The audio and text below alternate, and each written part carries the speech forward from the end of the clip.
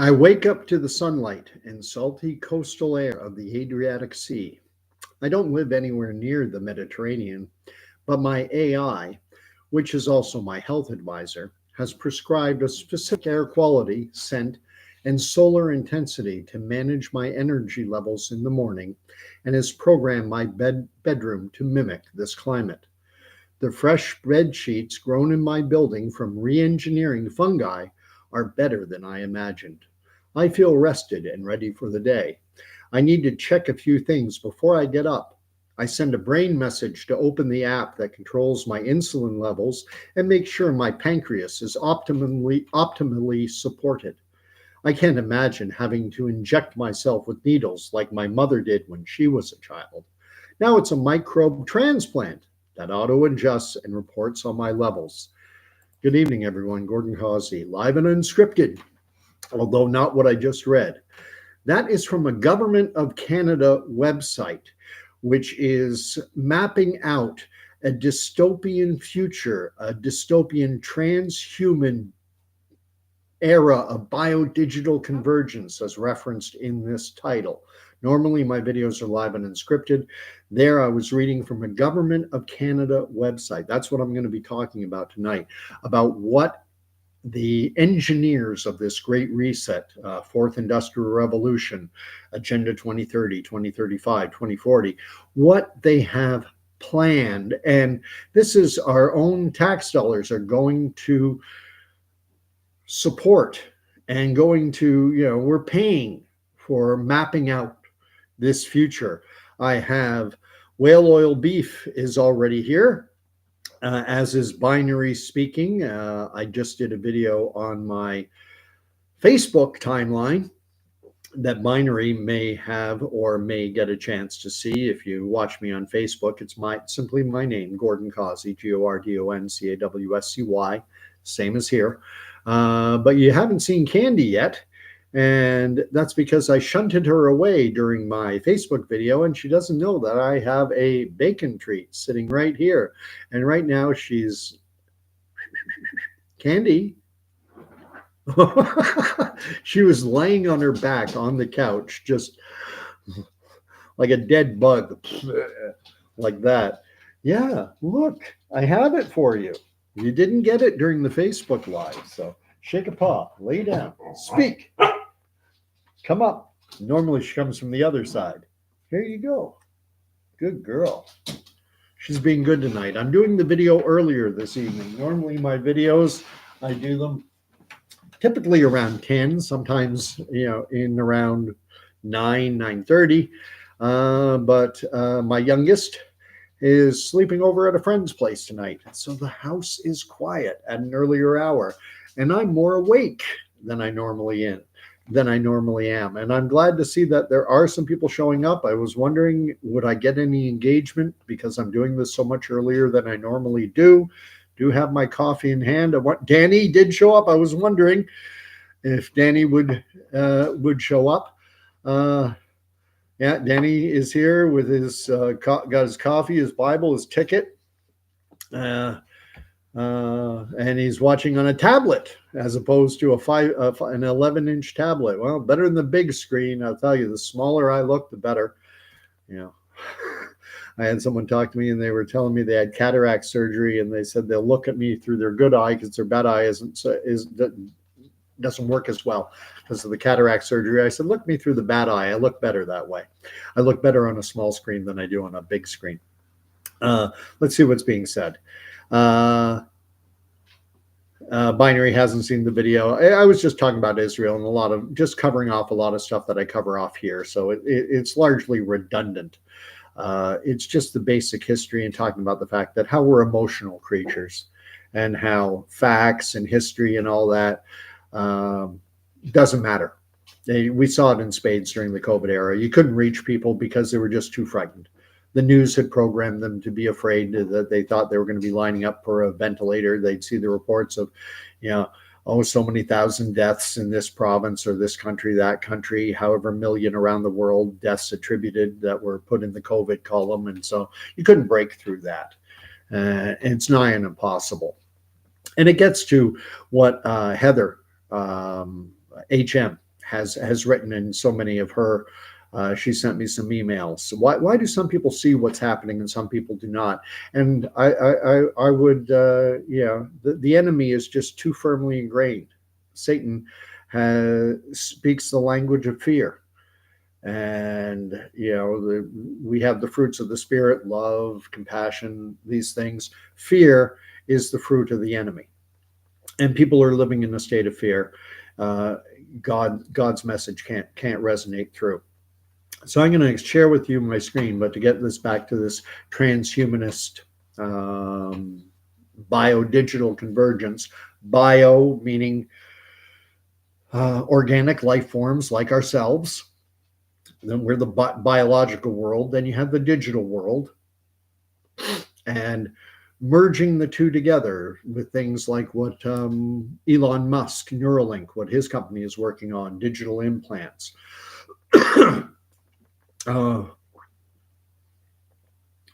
I'm just reading. Binary is saying that my audio is cutting in and out. Could be my end though. Is anyone else having audio problems? And Danny's saying it's her end, that he's not having any problems. So let me share my screen. Let me show you what it is I'm referencing. This is a Government of Canada website, which is frightening to think this is what our own government is working on. And I actually became aware of their 2020 or 2021.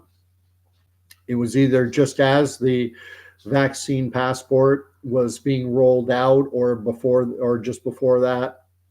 Not sure exactly when this came. I started sharing it on my Facebook feed, but you'll notice, look at the start. You talk about Masonic, you talk about the all-seeing eye.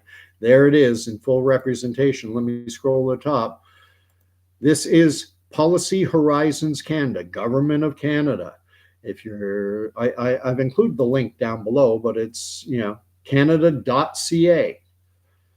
This is our own government. This is your and my tax dollars, exploring biodigital convergence. Policy Horizons Canada is a strategic foresight organization with the Government of Canada with a mandate to help the government develop future-oriented policy and programs that are more robust and resilient in the face of disruptive change on the horizon. This the content of this document does not necessarily represent the views of the Government of Canada or participating departments and agencies. And so the foreword says, in the coming years, biodigital technologies could be woven into our lives in the way that digital technologies are now. If we think about it right now, it used to be that if I, 50 years ago, 70 years ago, if I wanted to interact with everyone interacting with me now, we would have to meet face-to-face or in person. Face-to-face or in person, that means the same thing, idiot. But I don't even think back 50 years ago, there was such thing as conference calling. Like if you wanted to have this kind of interaction, it had to be done in person. Then we got to the point where we had conference calling by telephone. And then eventually now with Zoom type technology and digital meetings, now we can meet virtually. And it's not the same thing. But they're saying that the biodigital technologies could be woven in the way that digital technologies are now. These could be implanted into our very biology. Biological and digital systems are converging and could change the way we work, live, and even evolve as a species. We're not evolving, friends, we're devolving. More than a technological change, this bio-digital convergence may transform the way that we understand ourselves and cause us to redefine what we consider human or natural. We are moving so far away from the God of creation to becoming gods unto ourselves, and we're going to manipulate things, and we are going to be masters of our own universe.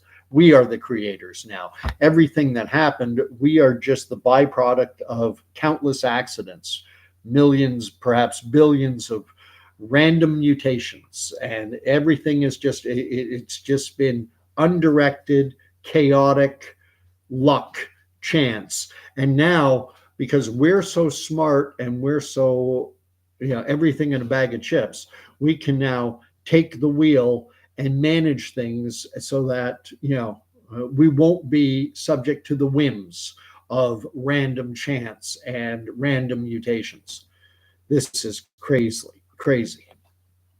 Uh, but I wanted to highlight that this is our own government, that is being financed to come up with this stuff. And I'll leave you to read most of it on your own, but I'm going to go back to what I was reading at the beginning. This is the world they foresee. I wake up to the sun, to the sunlight and salty coastal air of the Adriatic Sea. I don't live anywhere near the Mediterranean, but my AI, artificial intelligence, which is also my health advisor, has prescribed a specific air quality, scent, and solar intensity to manage my energy levels in the morning, and has programmed my bedroom to mimic this climate. The fresh bed sheets grown in my building from regenerating fungi are better than I imagined. I feel rested and ready for the day.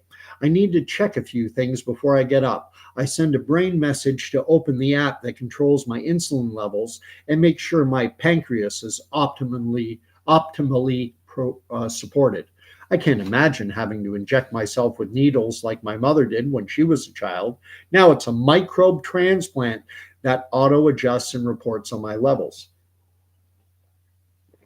Listen to this part. Everything looks all right. So I check my brain's digital interface to read the dream data that was recorded and processed in real time last night. My therapy app analyzes the emotional responses I expressed while I slept. It suggests I take time to be in nature this week to reflect on my recurring trapped in a box dream and enhance helpful subconscious neural activity. My AI recommends a forest day. I think, okay, and my AI and neural implant do the rest. The summary of my bug-bot surveillance footage shows that my apartment was safe from intruders, including other bug bots last night, but it does notify me that my herd of little cyber dragonflies are hungry. They've been working hard collecting data and monitoring the outside environment all night. Talk about the surveillance world. We've got bug bots, dragonflies, robotics, traveling, monitoring everything 24/7. But the number of mosquitoes and line-carrying ticks they normally hunt to replenish their energy was smaller than expected. With a thought, I order some nutrient support for them. My feet hit the regenerative carpet and I grab a bathrobe, although I don't need it for warmth. My apartment is gradually warming up to a comfortable 22 degrees as it cycles through a constantly shifting daily routine that keeps me in balance with the time of day and season. Building codes and home energy infrastructure are synchronized and require all homes to be auto-regulated for efficiency. Because houses and buildings are biometric and incorporate living systems for climate control wherever possible, they're continuously filtering the air and capturing carbon. I check my carbon offset measure to see how much credit I will receive for my home's contribution to the government's climate change mitigation program. Uh, it's unreal. As I head to the bathroom, I pause at the window to check the accelerated growth of the neighboring building. Biological architecture has reached new heights, and the synthetic tree compounds are growing taller each day to ensure that the building can withstand even the strongest winds. I'm going to stop reading there. Am I the only one who thinks this is insane? Although, one of the things you have to do when confronting something with which you disagree, you got to try and put your feet in the shoes of the enemy, the shoes of your adversary. And this has been available on the Government of Canada's own website for years. I read, as I said, it's been up there for at least 3 or 4 years. And I'm just reading what's saying.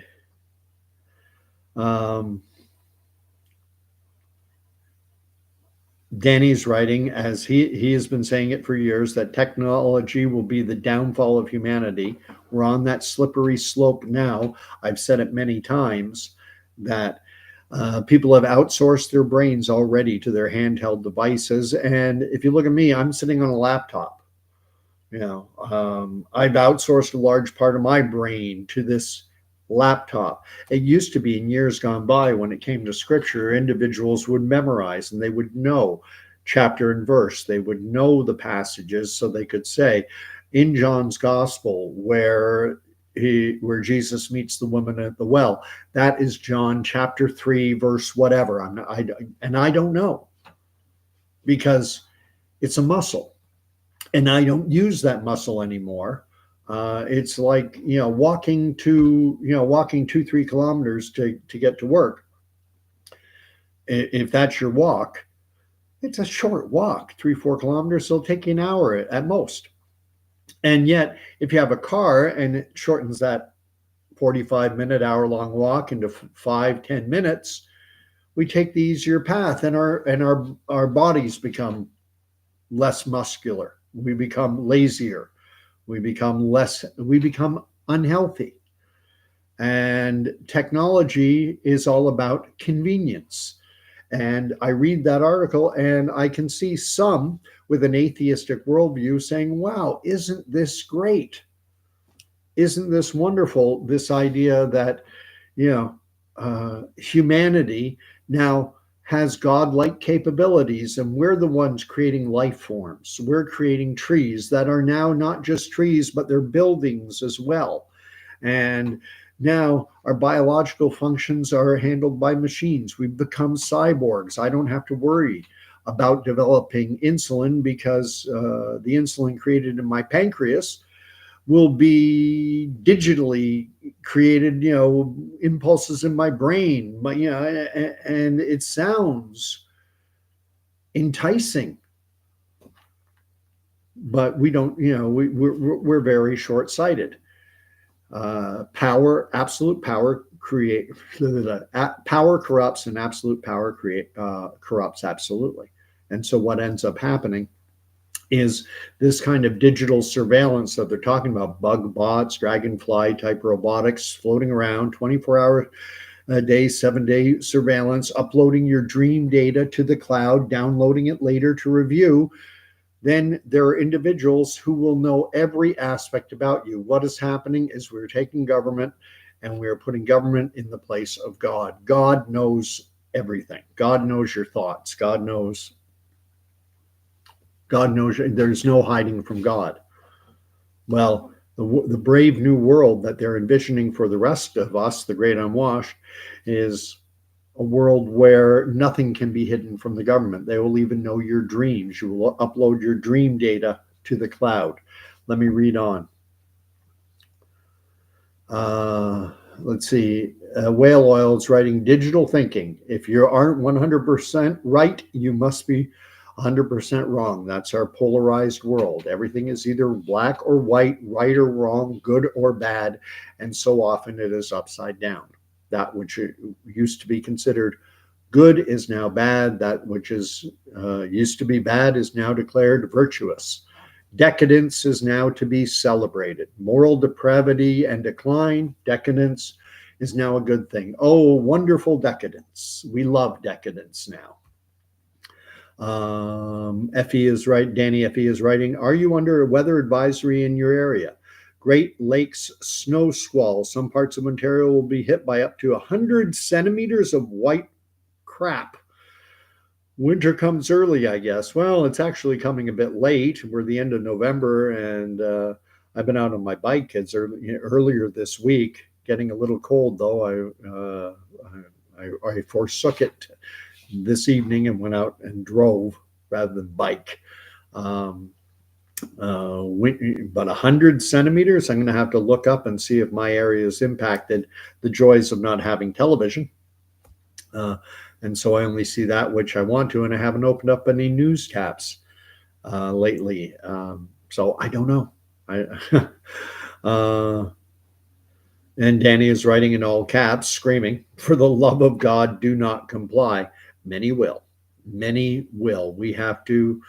I mean, I look back. Danny loves the biblical references. If you go back to the book of Genesis, see if I can find it, and you come to Abraham, where God's messengers, his angels, are there at Sodom and Gomorrah.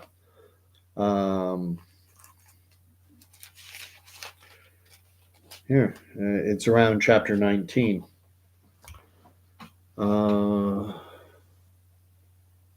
I'm just trying to look it up. And this is where it used to be that people would know, oh, where's the story of Sodom and Gomorrah? And they would know, bang, chapter and verse, Genesis. I at least know it's Genesis. But it's...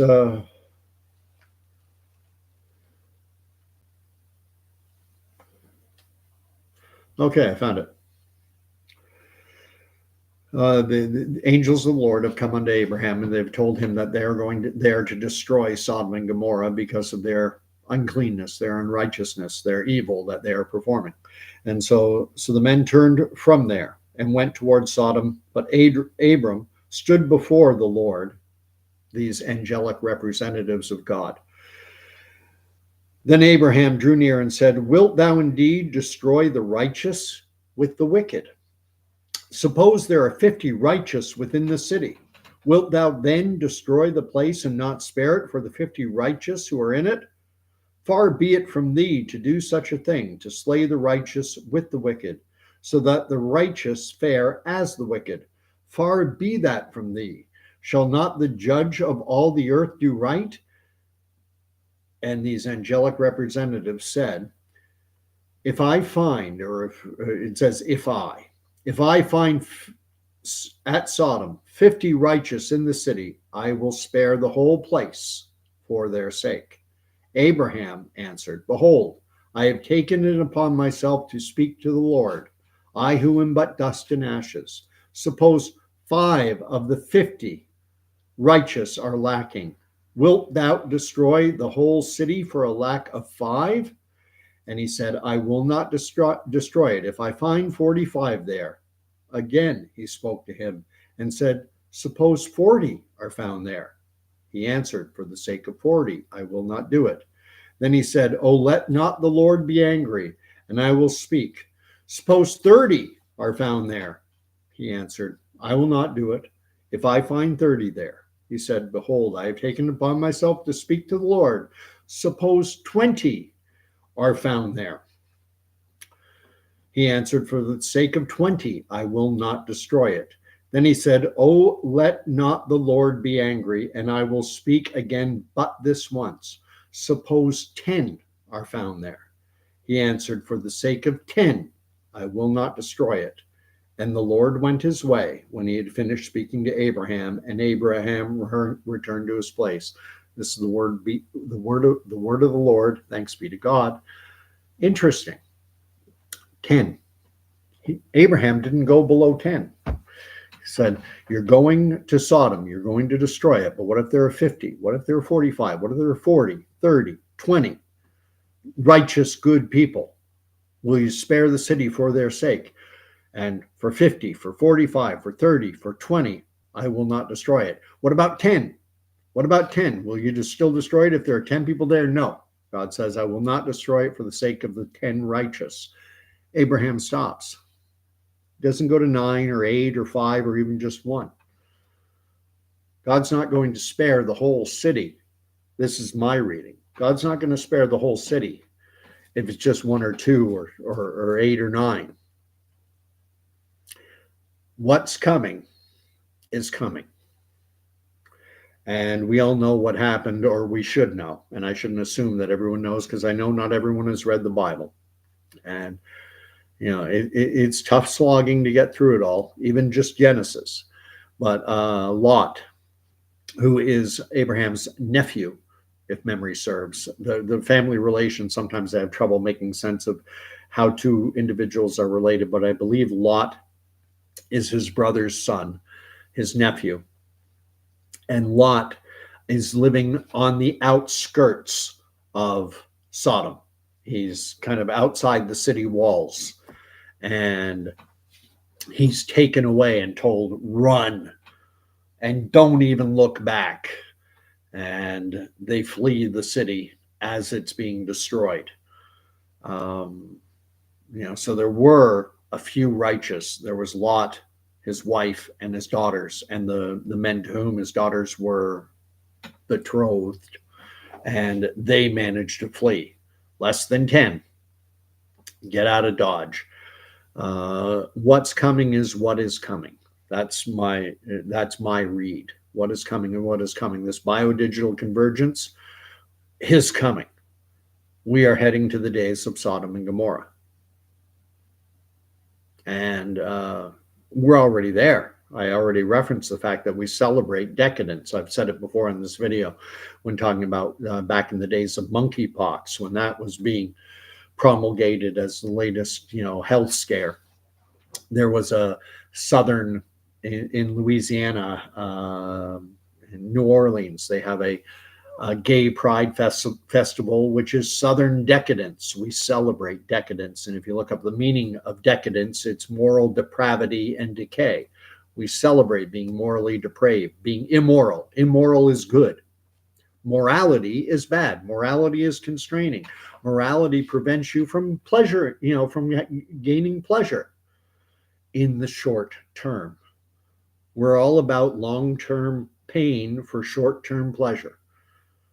And we don't recognize, we're short-sighted. We don't see, the wages of sin are death. And it's not just, not talking death necessarily in this temporal existence, but death when we come to judgment, when we have that appointment with our Maker, and we have to give an accounting of ourselves. Well, I just wanted, I was living in the moment. Carpe diem, live for the day. Let me read what's being said. Danny's saying that winter starts December 21st. Yes, that's the winter solstice. That's the shortest day of the year, and that's the first day of winter. But we have winter weather before December 21st. Come on, you're a Montrealais. Obviously, when I was growing up in New Jersey back in the 70s and New York City in the 60s, the rhythm was different because that's 400 or 500 kilometers south of where I live now, and you wouldn't see snow until December. You might see some snow around Christmas time. It was possible, but come on, we're up here in Canada. That's why we have our Thanksgiving celebration in October and not November. That's why we have it a month plus in advance, because our harvesting season is sooner. Winter comes sooner here. Where are we? Binary says, we are good in Southern Ontario. Clear night, just cold. I know it was cold earlier when I took my youngest over to his friend's place to sleep over. Remember those days? Wasn't that fun, going over to a friend's place to have a sleepover? Anyway, Binary is speaking. Binary speaking is saying, working in Crystal Beach, you could see ominous dark clouds hovering over Buffalo and Lake Erie. Buffalo has warnings. WCX Christian radio programming was interrupted with weather warning for squalls. Buffalo is insane. Buffalo is right at the nexus of Lake Erie and Lake Ontario, and I swear it's like someone takes a shovel, picks up moisture from Lake Erie, lifts it over Buffalo, and then it turns into snow and dumps on it for an hour or two. Then prevailing winds coming off of Lake Ontario push that shovel back over Lake Erie, reloads its shovel, and then once it's got full of steam again, then it comes back over the city of Buffalo and again dumps for hours. I was stuck in Buffalo 1996, somewhere around there, late 90s. I was working at a company that we had offices in Buffalo, and I was down there, and I was supposed to be down there for an afternoon. I ended up down there we flew in on a charter, was supposed to be there for a few hours, morning and early afternoon, and I ended up being there for 3 or 4 days with no change of clothes, no anything. And was put up in a hotel, and brutal. I've got no use for Buffalo. I tell people I spent a week there one afternoon. Anyway, Danny's writing amen, obviously, was something probably to do with Genesis there. Binary writes, I wonder what the population at the time when Sodom and Gomorrah was destroyed. Who knows? A few million? I don't know. Yeah, it's impossible, and I'm sure there's experts or so-called experts probably have widely varying estimations as to the population of the planet Earth at the time of Abraham, 3,000 or more years ago. Danny's writing Jesus is forever, and Danny's was just, it's the joys of text as opposed to hearing someone's intonation. I'm taking you at face value. Come on. Winter doesn't start till December 21st, not in Canada. Tell that to people in Yellowknife. Or anyway, just something else came to mind, something off topic. But that is as much as I wanted to talk about tonight. I mean, this world is getting freaky scary. And the majority of the population, I'm here to tell you, the majority of the population is just simply going to go along like they did during the COVID era. How many of the population were advocating that anyone refusing the vaccines, that they lose their job, that they maybe even be thrown in jail or an internment camp. And there were people saying, yay, go ahead and do it. Big government, keep me safe. And they can employ the same tactics when they to everyone to engage in biodigital convergence. Everyone get a brain implant so that we can monitor your dream data. Oh, this is wonderful. I don't want to do it. Well, you're endangering the rest of us. Unless they can monitor us all, you could be a rogue agent and you could, destroy the entire wonderful civilization, throw you in an internment camp. This is coming. The prince of this world years ago, and I've mentioned this before in this channel. It was probably back in the 80s, early 90s. I had an aunt, a great aunt, my great aunt who was born in 1901. She kept her own apartment until she was 89, and then she moved into a retirement home. And I was visiting her one time, and she told me about the pastor at her church had told the congregation, said, this is in the 80s, in the mid to late 80s, the pastor said, take the word computer. Rather, first, take the alphabet and assign each letter of the alphabet a multiple of 6. So A is 6, B is 12, C is 18, D is 24, E is 30, keep going. Each letter gets assigned a multiple of 6, A through Z. Then he said to take the word computer and then to take the corresponding numerical value for each letter in the word computer and to add them up. What do you think you come up with? I'll ask you. What do you think you come up with when you do that?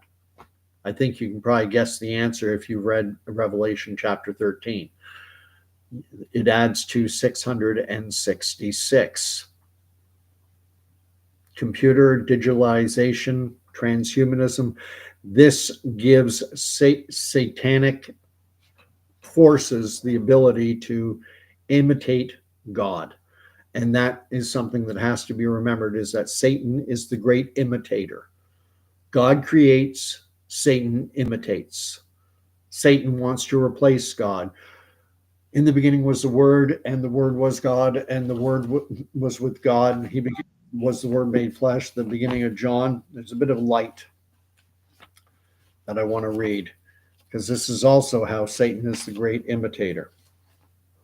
Oh, Matthew, Mark, Luke, one more, John. In the beginning was the Word. This is the beginning of the Gospel of John. John chapter 1, verse 1. In the beginning was the Word, and the Word was with God, and the Word was God. He was in the beginning with God. All things were made through him, and without him was not anything made that was made. In him was life. And here's the part. And the life was the light of men. The light shines in the darkness, and the darkness has not overcome it. God is light. Pure light. Pure, unfiltered, focused, brilliant.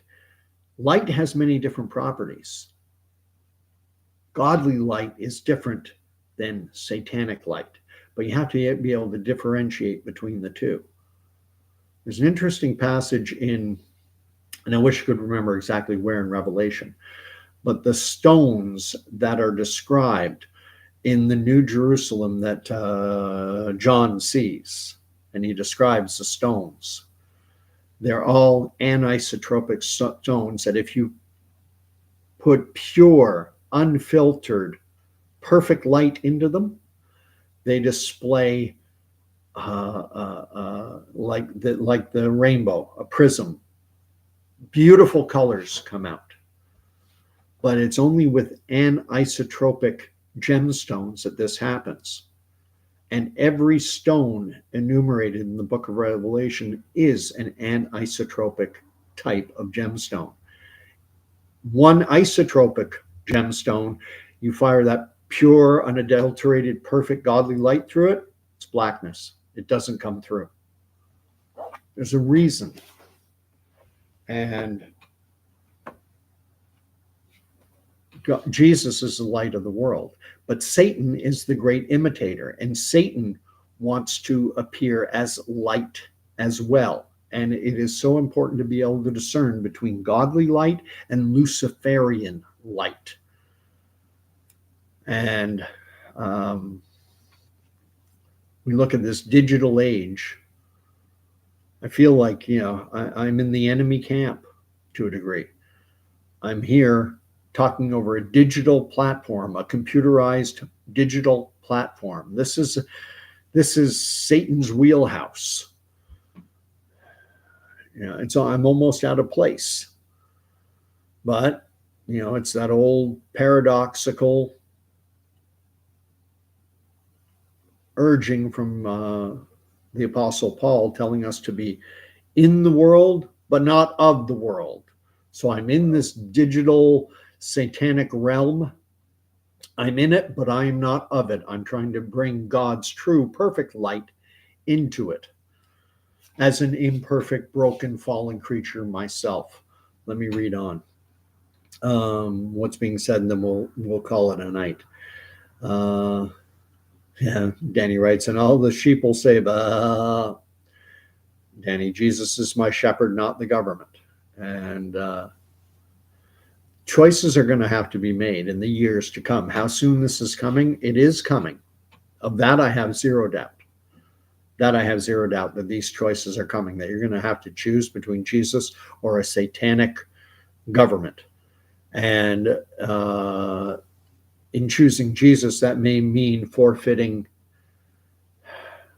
life in this temporal plane. And that has happened before in history, during Roman persecution of the Christian church on the body of Christ. And Christians were followers of the way. Christians were thrown to the animals, thrown to the wild beasts. They were boiled in oil. They were burned alive at the stake. Horrible, horrible persecutions.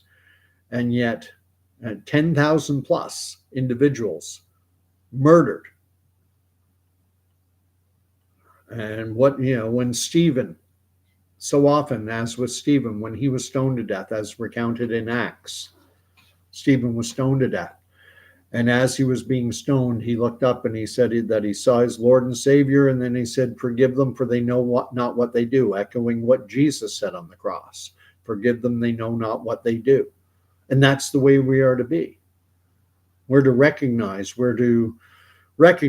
that, our friends, our family, those who are going along with this beastly agenda, they know not what they do because they refuse to look beyond this temporal existence. They think, they're 50, 60, 70, 80, 90 years, whatever it is, that is all there is. They can't see past their own mortality and realize that beyond this mortal coil, this mortal shell, that we have an eternal soul, and eternity is a very long time. Danny writes that all numbers on a casino roulette wheel add to 666 also. I wasn't aware of that. And I'll have to admit, I've been to the casino, not for many years now, but I have been. It's so difficult navigating this world.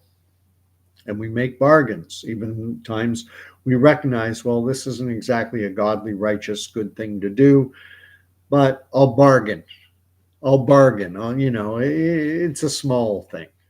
God sees everything. But in the world that they envision bringing in, check out that website in the description to this video.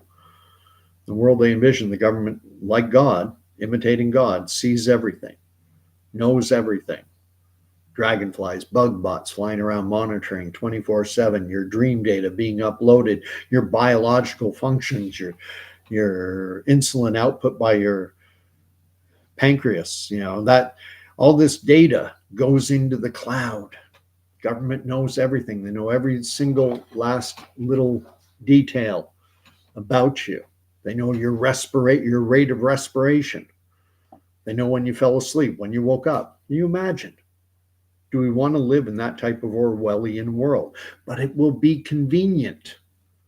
They just came out with the fact that at Canadian airports, they're now rolling out this idea of you don't have to show ID anymore. Everything will be based on facial recognition. Oh, well, that's convenient. I don't have to pull out all, my passport and all this, just digital. I don't have to pay. I don't have to pull out my wallet and hand cash or swipe a card. Now, beep, it's implanted right into the palm of your hand. Oh, that's so convenient. I have seen videos of people going into, I think it's Whole Foods in the US, where they have this system where you can get implanted with a chip and then just swipe your hand.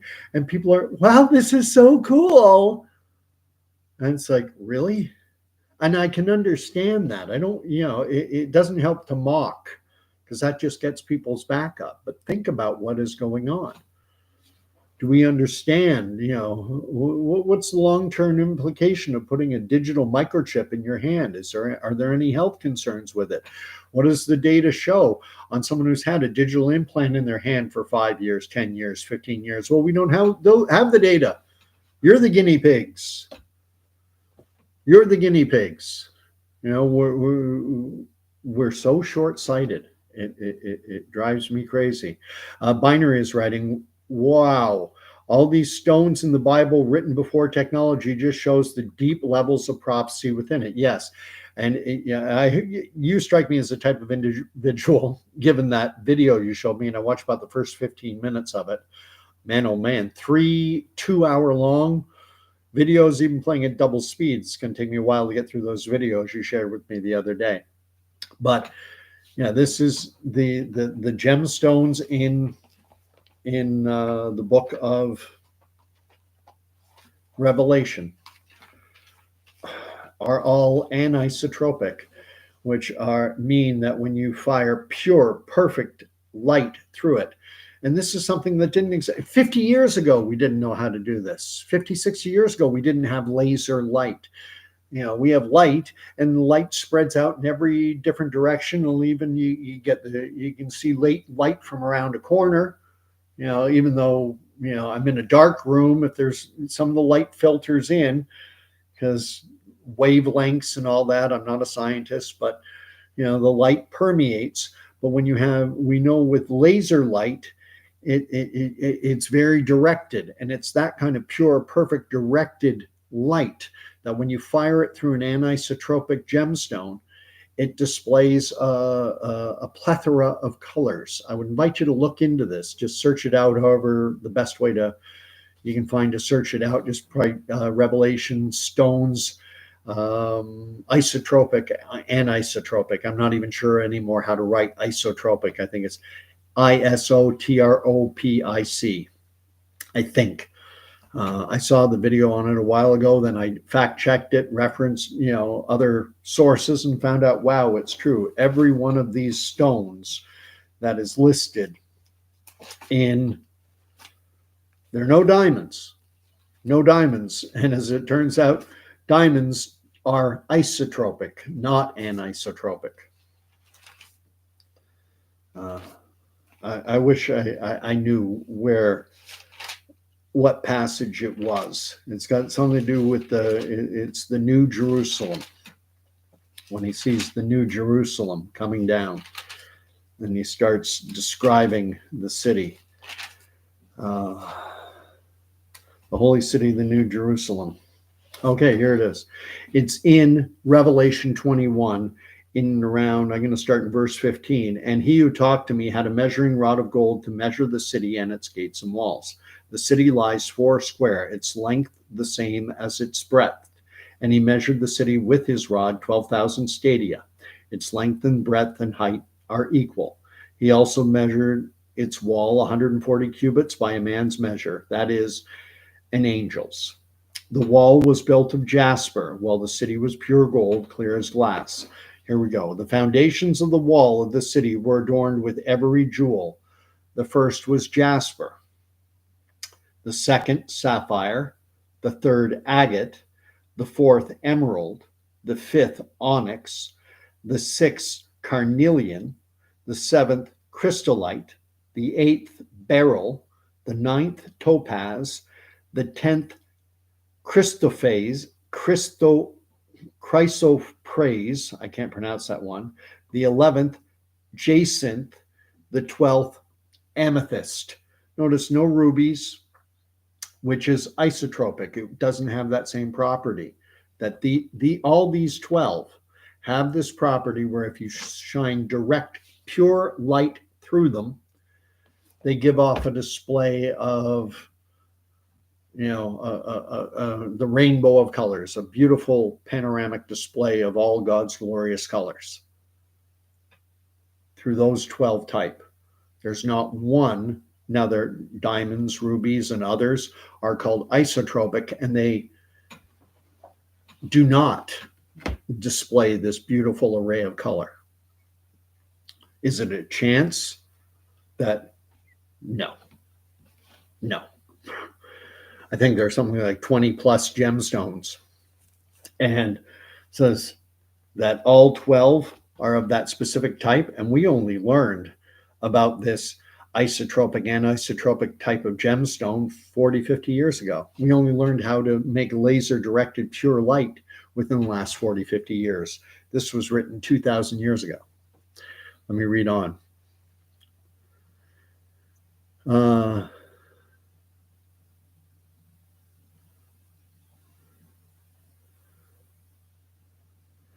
Binary brings up Ephesians 2:2, Prince of the air, radio wave, cellular. So many conveniences. And this is where when you look at I looked a while back, many years ago, 20 plus years ago, I was looking into the Amish and a lot more the Mennonites.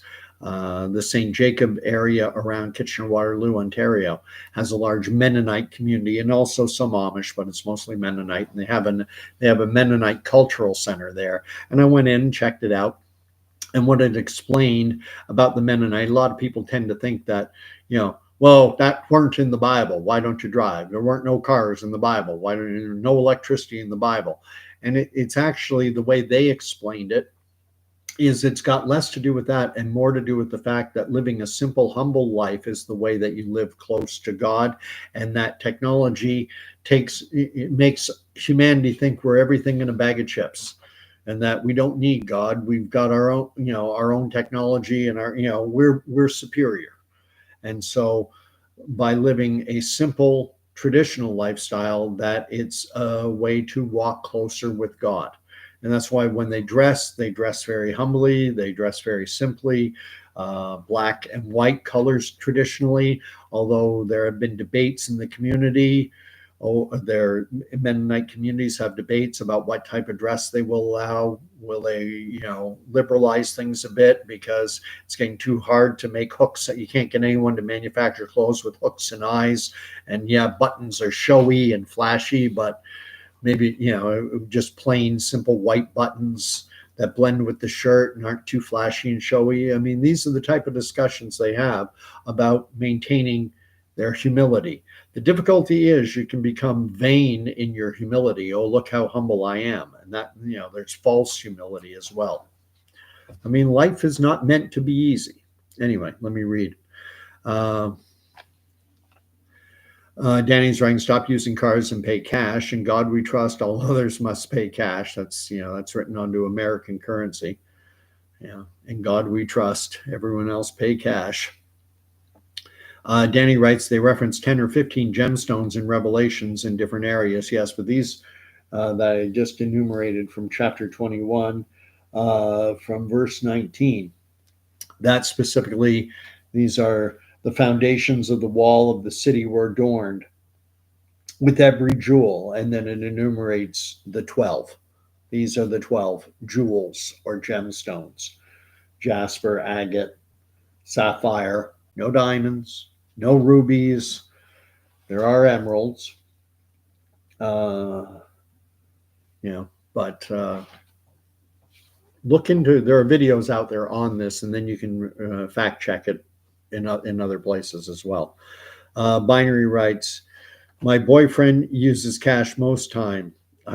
I forgot what cash looks like. LOL. I prefer to use cash. I always like to have cash in my wallet, although sometimes it's difficult. Sometimes you can't get to the ATM, and banks, the hours are so restrictive, it's hard to get in front of a teller, and so you haven't got cash, and so you end up doing the swipe. You end up doing the debit or credit card. And but yeah, cash, I think we'd be well advised, Canadians would be well advised to use cash as much as possible. But will that be enough when we have people who are willingly getting implanted with chips in their hands so they can just swipe their hand and pay at Whole Foods and other places? Are we going to be able to stop? Are there going to be enough of us? I don't think so. And I don't mean that to sound defeatist. I just, at the end of the day, the playing field, the timeline, it's not a 3-period long game that starts when you're born and ends when you're, breathe your last breath. The game keeps going on, but all we can see is the 3 periods of this temporal earthly existence. Most of the planet, most of the people, they only see those 2 end posts. Well, it goes on forever beyond that. We have an eternal soul. Energy cannot be created or destroyed. And we are energy. There are electrical impulses going on, the synapses in your brain firing. We are electrical. We are an energy being. Anyway, Cryptomeria is writing, this makes me think of the breastplate, the ephod that the Israelites wore. That's what Cryptomeria is saying. Singing the breastplate that they wore when they were carrying the Ark of the Covenant, and it had gemstones on it as well. I've never looked into those gemstones to see what type they are, but they were, I think the ephod, that breastplate that was worn by those carrying, I think that breastplate was made of copper, so light wouldn't be able to shine through it. But anyway, Danny's writing that the Bible does mention other gems such as jasper, sapphire, emerald, and amethyst in the book of Revelation. Okay. Danny writes, prisms under light also show rainbow like on Floyd's Dark Side of the Moon. Yeah, it's always what I was thinking of, that album cover myself. Cryptomeria, you can't take it with you.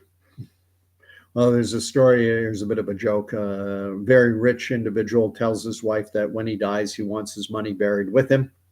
And reluctantly, she agrees. And then after he dies, she fulfills his request. She has the money deposited into her account. His, estate is liquidated, and she has millions of dollars in her account. And then she wrote him a check and put it in the casket with him.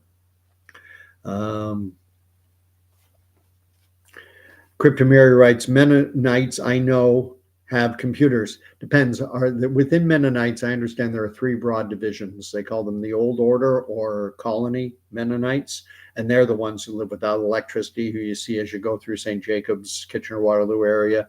They're the ones out in the fields on horse-drawn wagons, the big Belgian workhorses, and they've got big pitchforks working the hay. That's the Old Order. Then they have conservative Mennonites, and they drive and they'll have radio. They may or may not have TV. And then there are modern Mennonites. There are 3 broad divisions: the Old Order, then there's conservative.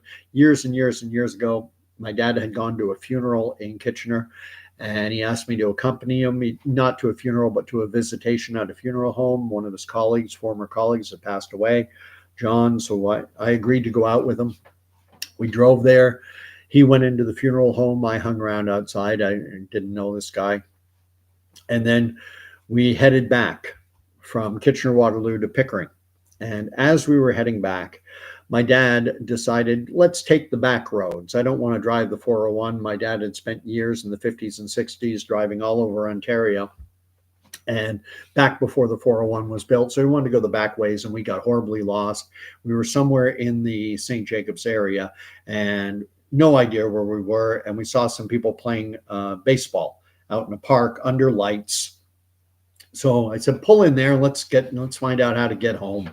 So he did. He pulled in, and I went up, and there was a lady dressed in traditional Mennonite type outfit. She had the little white bonnet on.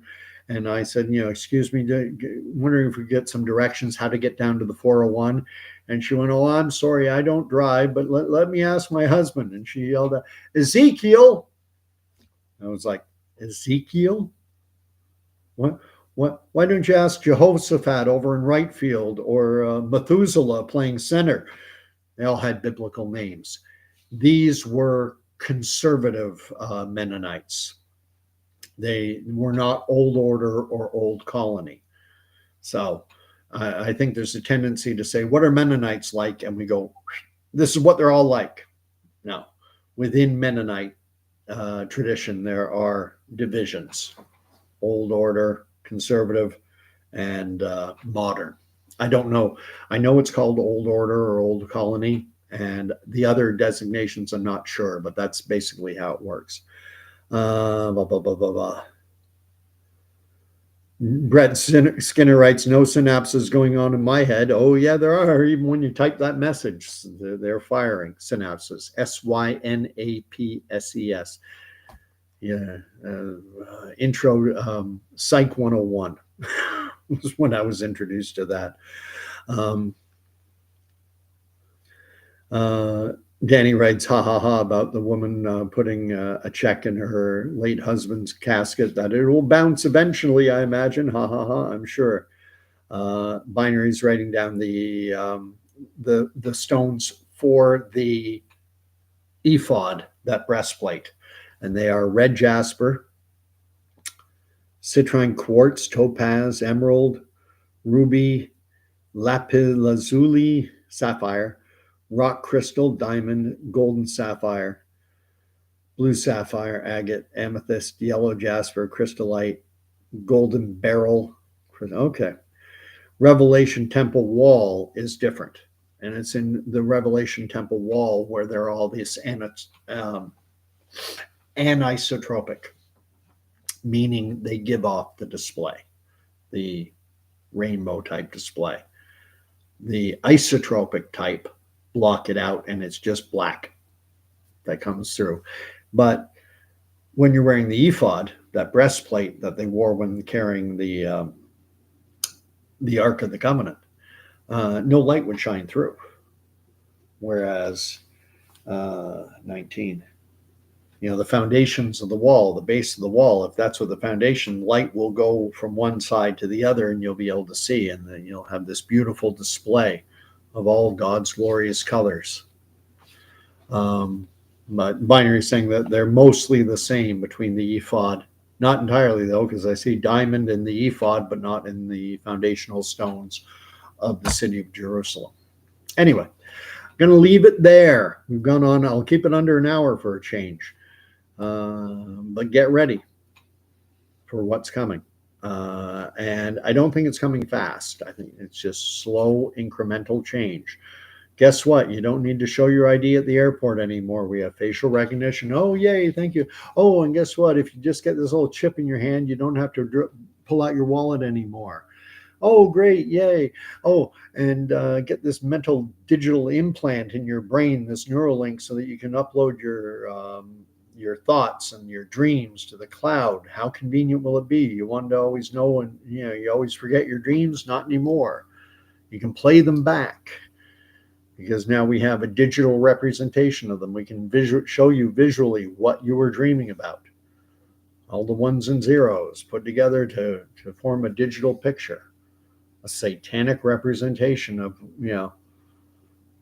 a replica of that which is real. Satan is the great imitator. Don't fall for the imitation. Don't fall for the imitation. Genuine, real, true, pure light, not fake Luciferian light. And pray to the maker of all things to have the discernment to see and to just, and to for the wisdom that you lack. Pour it into me. Help me. Because a big battle is coming. A major battle is coming. So we'll leave it there.